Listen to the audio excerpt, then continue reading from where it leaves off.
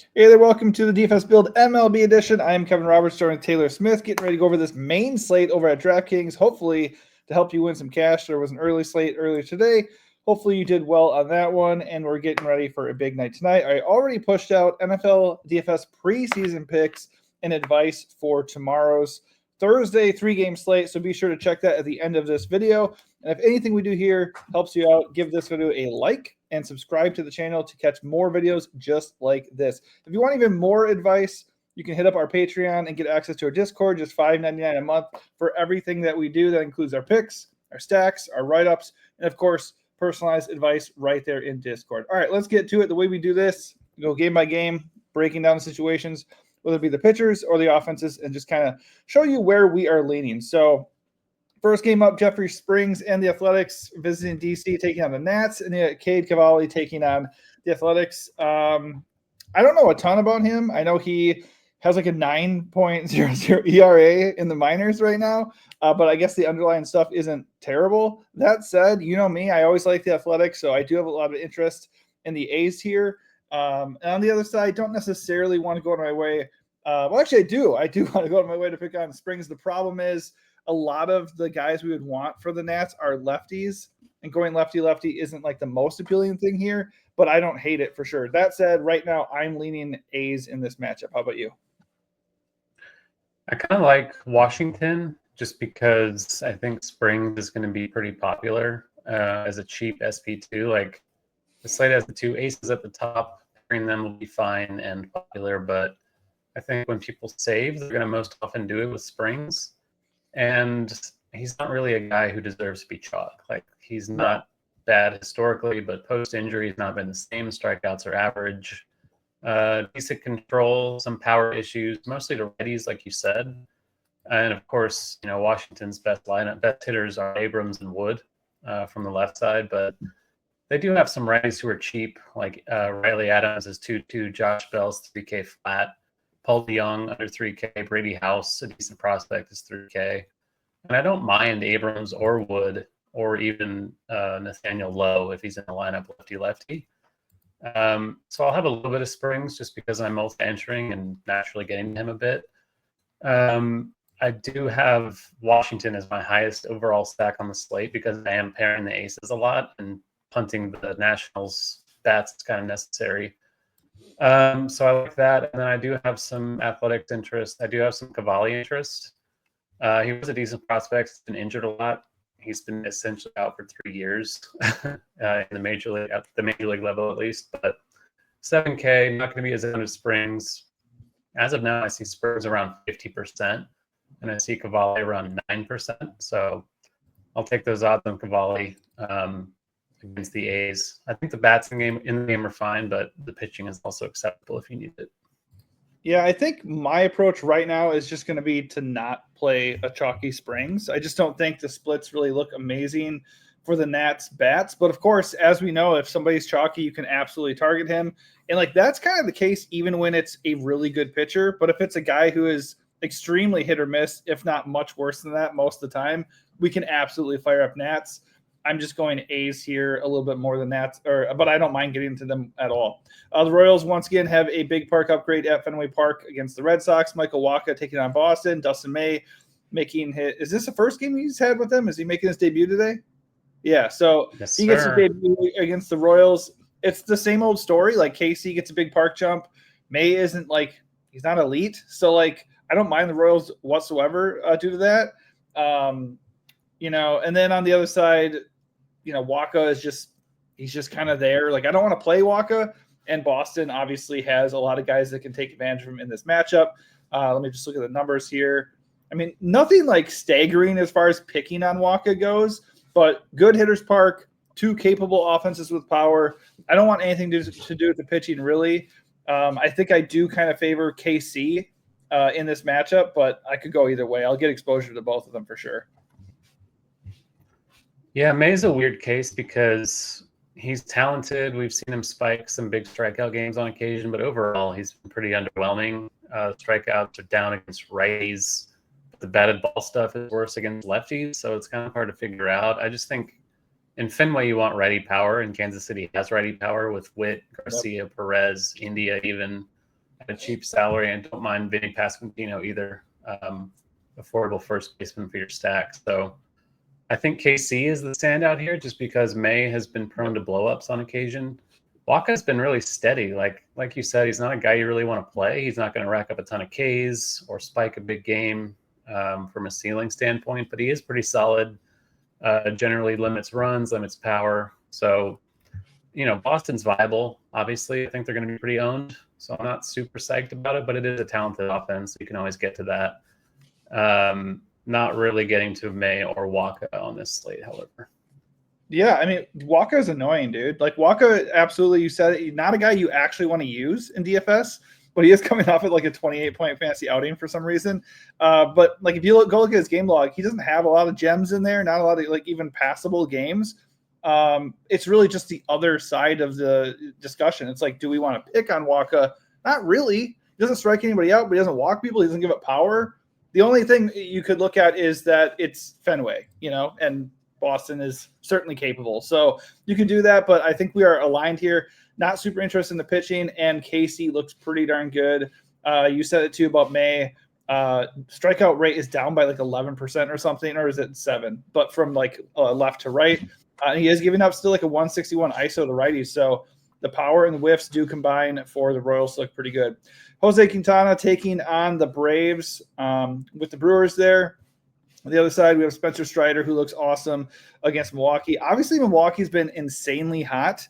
And you got to think, honestly, I don't know if you go into a bit like a slate like this where it's not like huge, or even if it is a big slate where you have like just two mega chalk guys. Do you ever go in and think like one of these dudes is definitely getting lit up? Like, I kind of look at Gilbert and Strider, and like, if that is something that enters your mind, like, I kind of think Strider would be the one that'd be giving up, some long balls and getting into some trouble here. That said, Strider looks great. He's discounted. The matchup is not amazing, but he, as an individual play, looks really good. And on the other side, I suppose you could attack Quintana here, but I don't see I usually like to play Braves guys against righties. It's just not like the best spot for them. So mostly it's Strider for me, but I do think I'll get a little bit of leverage with a couple Milwaukee bats here and there since the slate's so small. Yeah, it's hard to get away from Strider just because he and Kirby project so much better than everybody else that, like, of course you're going to play him. He's 9'6". The matchup's not great. Like, the Brewers are pretty average for Ks. They don't have any power. It's like Yelich and Andrew Vaughn, and then like Contreras has been injured, so he hasn't really hit for power this season. They somehow keep winning. I don't know how they do it. They kind of just have a lot of speed, and they'll get on score base, like 4 baby. runs, and that's it. That's all that matters. Let's get on base. I'm not excited to play Strider into 50% ownership, but it's a 5-game slate. He has a ceiling. We've seen it less often. The control's wonky now post-injury, so he's not the shutdown guy he was 2 years ago, but for this slate, he's clearly up there with Kirby, essentially the co-SP1. So Milwaukee is pure leverage, fine, whatever. Like, if they stay hot, it's fine. Andrew Vaughn is still cheap. The Atlanta righties, obviously without Acuna, they're not as imposing, but I do like Murphy, Albies, Ozuna, Profar, and White to a lesser extent. I think it's a decent stack. Quintana's just kind of like Waka, though. Like, he's not really going to get blown up. He's had some power issues, which Waka really hasn't. So I do have a bit more interest in Atlanta than I do in Boston, but it's really just the righties, and then I think Olsen is okay. The problem with Quintana, though, is like the power is coming from the left side. So like, even when you would want to like attack with traditional splits here and look at the Braves guys from the right side, like, yeah, Acuna's not there for one. That's big. But then like, there are some guys, I'm looking at maybe a mini stack there with the 3 guys that really stand out, but he's not giving up any power to the right side. Like, I mean, the last 30 days, he's allowed a 16% throw rate and a 246 ISO to righties. So there is something there. Okay, so it is slipping. But right, I mean, overall on the season, the numbers aren't very appealing. But yeah, so do you think it's lazy coming into a slate like this where we're just like, well, shit, it's just Kirby and Strider, now what? Like, I don't think so. I'm just curious what your thoughts are, because the 5-game slate, they just look, head and shoulders above everybody else. And I think there's like an opportunity to get leverage with, some stacks against them. But like, I really feel like overall, I'm just going Kirby Strider and not really worrying that much about it. How about you? Yeah, I mean, there's always a case for leverage on a small slate. Like, I wouldn't be as into it on a 13 game slate, but on a 5-gamer where there's a chance no offense scores 10 runs, maybe the top scoring offense scores 5, and you win it with a mini stack or a bunch of one-offs or, something like that. I'm much more inclined to do it. I'm still not doing it a ton. Like, I would rather stack against Strider than Kirby because I feel like Strider is just more volatile in general right now. Agreed. But they're not like high priority stacks on this slate by any means. No, and also just a reminder, obviously small slate like this, it's just a slate where you don't have to go full 5-man. You can pick on your own pitcher that you're using. You can pair your pitchers together. You can do all those things more than you normally would on a huge slate. All right, second to last game here. Speaking of Kirby, he takes on the White Sox. White Sox, we keep saying it, they are better than they used to be. Jonathan Canning against the Mariners on the other side. I mean, Cannon's okay. You can use him just because the park is really friendly. I would definitely side with the Mariners over him. Kirby just looks like a really good play. That's the thing too, though. Another reason why Kirby is a better play than Strider. I think Strider offers a better ceiling, but Kirby is like not that far away from him. I think he even projects better on the slate. Let me actually double check that. Yeah, he does. So he projects better. He has a better projected ceiling. Like, he just looks better too because the park. Like, even if he gives up some hits, he's just not going to give up a lot of power here, and certainly a little bit of a safer matchup. So I think you agree here. Kirby looks great. Offer anything else on him and whether or not you like the Cannon or Mariner side? Yeah, certainly Seattle is fine. Like, they're kind of expensive for this ballpark, but they do have some cheap ones like Canzone's under 3K. Cole Young is barely over 2K. Crawford's 3K. So it's pretty easy to stack the expensive good ones with some of these punts. The ballpark does relegate them a little bit for me behind other teams like the Oakland or whatever, the A's, whoever they are, Washington, Kansas City. We'll get to San Diego in a little bit. So, Kirby's the top pitcher on the slate. Not really getting into the White Sox at all. I'd rather stack against Strider just because the Brewers, I think, are a better offense and Strider's just more volatile with his sketchy control. So, Seattle's fine. Kirby looks great. That's kind of it. Yep. All right, last game of the night. We got Arizona hosting the Padres. Nestor Cortez, I believe, is he making his debut for them too? Yep. And then Anthony DeSclafani taking on the Padres.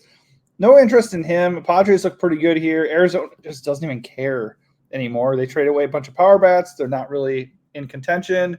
I don't really have a lot of interest in either of the pitchers. I think you can look at both offenses, especially if either of these guys end up gaining any steam. Right now, that's not really the case. Cortez, I guess, picking up a little bit of ownership. I'm just not into it. I think both offenses are in play, and I certainly favor the Padres. Yeah, I mean, DeSclafani is probably not a major league pitcher anymore. I didn't even realize he was until the other day when he pitched. -8 last time.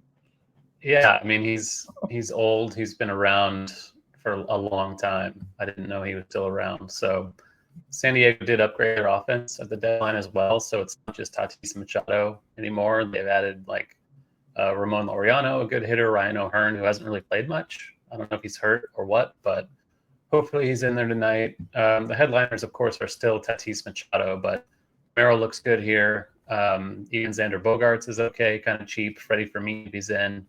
Luis Arraez, love the Padres. Certainly one of the top stacks on the slate.